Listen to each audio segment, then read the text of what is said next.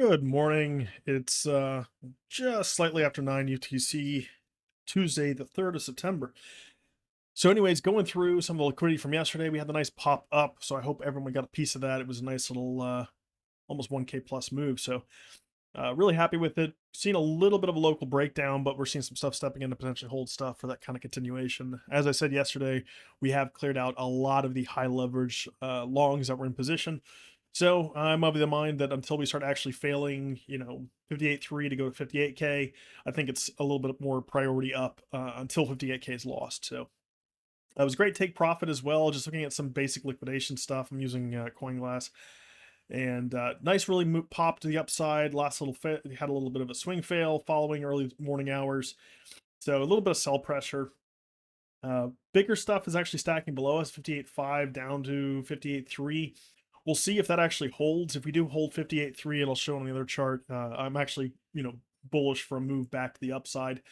Overall, it still looks pretty decent, and there is liquidity at 58K. What we don't want to do at any point, obviously, is create any new low closes under 58K. We can sweep the liquidity, we just can't close underneath it.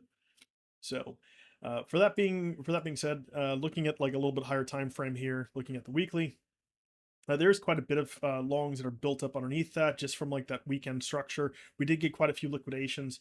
I'm not really targeting that as priority to retest any of that stuff until we start losing, like I said, 58.3. There's some local liquidity here, but remember in the higher time frame, we've been kind of grinding down for a while. So even in the week, we have tons of short liquidity and high leverage short liquidity above us. So if I just look even a bit higher time frame, look at the bigger picture, yeah, there is still quite a bit here. There's still quite a bit at 55K, potentially back down into the structure. But like I said, a lot of that short liquidity still exists the upside. So we'll see if we can we're seeing a little bit of a change of priority. Looking over at the funding history, this is basically just contract data on Binance, since that's the primary ticker we look at. So as of early this morning, we're seeing some open interest growing, so that's always a good thing to see. At the same time, if we look down here at long short ratios, they're still coming down. So think of it this way: open interest increasing and shorts increasing basically means shorts are being entered. Conversely, if it was open interest was decreasing but shorts increasing, it just means longs are closing. So this is actually good. It means that people are trying to short the local failure, and that means that if retail's trying to short the local failure, we might have a continuation to the upside. So looking over at Trading Light to get some data, one thing we do want to notice, like local longs at 58.3, so we're seeing pretty decent stuff stepping in to hold really locally to price. So we could just see that step off literally from wick structure. So keep an eye on that. That actually looks pretty decent. There's some short stepping back in above us at 60K and potentially. The one thing that kind of stands out in my mind is like, yes, as I said, open interest is increasing as price is going down, as we saw. Not a whole lot of liquidations, which is good. That means there's the potential for continuation move. Now, the one negative thing I would say here is that we do see a lot of the orders that we're stacking from 57K to 56K. They've all been pulled. That doesn't necessarily mean that price has no support. A lot of stuff is stepping in here locally to try and hold 58.3, which is good. We want to see that hold for potential continuation move up. But for the time being, we've still got upside priority. If we start losing 58.3, that breaks like the local upside trend. The higher time frame trend is technically still down, although we have made a higher high from previous structures. So it still looks promising. We just don't want to start losing levels 58.3. If we do start pulling this stuff, like losing 58.3, I think the likelihood of us going back down to 58K is pretty high. The 58K zone is just what needs to hold. If we go below 58K, there's a very high probability that we break 57 pretty hard and then go back to like 55.3K because that's like a key liquidity point. But overall, looking at the TPO here as well, for local structure, we are seeing a failure of the local level. Any regains of 59K gains us like local priority back up, but there's plenty of stuff to test back lower, including the low structure at 58K, 57, 57.3, 57K. So there's a lot of levels to retest here because we did break some of that downtrend, but the higher time frame is definitely still down until we see like a continuation regain here. And finally, looking at the footprint for local structure. So again, nice close, a lot, like a couple thousand Bitcoin longs put out a position. That failure back down, I mean, that's just the clearest indication of trend change, or at least a localized failure. Still have some downside priority. Delta's generally red, but we're seeing some people step in here, potentially hold price.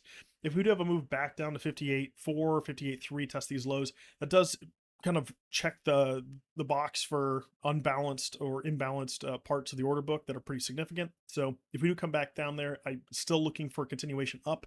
It's the failure at 58.3, the subsequent failures that would take us back to, potentially sub 58K that start getting us back into a pretty bearish outlook. But for the time being, it's still gaining, it's trading higher highs and higher lows, so that looks good. So overall, still positive. Looking over at trading view, so general plan remains the same. We saw the step off move yesterday. We saw the bullish back test slightly, we saw the slight gain yesterday going into the late evening, pop back up into that localized resistance. That resistance is definitely still in place. However, we were able to create some more support. So the main level here, hold 58.3, as we saw, it lines up with liquidity, it lines up with resting long orders, it lines up with a lot of stuff to retest. So we want to see step off holds here, like where we don't break this down. So this is definitely where you're looking for a continuation move. It's the failure of this that then plays out the bigger test of the lows. Now, with the test of the lows, if there's a failure at 58.3K, I would expect that we potentially sweep that liquidity. So we break below, but then close above the weekly open. That's going to be a key one. If we do that, the low is likely in. We have swept the majority of the liquidity, and everyone's as bad as bearish as they can get, and they're going to continue trying to short into an upside move. Yeah, until then, the price action's changed a bit. Like, we're looking a little bit more grindy upside price action, which is good. That is thrown out as soon as we start losing 58.3. So really local levels here. Only about $500 down from the current price. And what we want to see as far as a squeeze is just, yeah, a squeeze up through creating new highs at 59.5 should get us a retest here. There is a potential short if you lose momentum at the highs here, but any breaks of that, especially any closes that get above it, you can't really remain bearish at that point.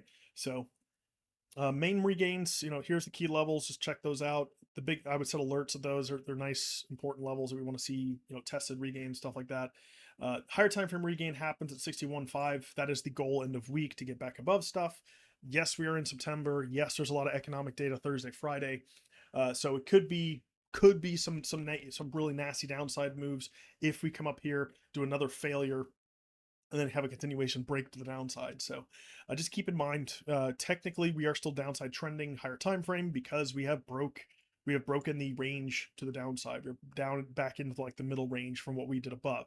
So till that's regained, you're technically downside trending. The only way to invalidate that is to create some higher lows, break that high, and then create a higher low for a squeeze to the upside. So I think that's it for the plan. Overall, markets are open today. Expect quite a bit of volatility going into the New York Open. They are coming off a 3-day weekend. It's the first of the month, first trading month for the New York Stock Exchange. So probably a lot of portfolio rebalancing. It is September. At least it's one of the theories why September is usually a down month. So keep an eye on it. Until then, take it easy, and I'll catch you tomorrow.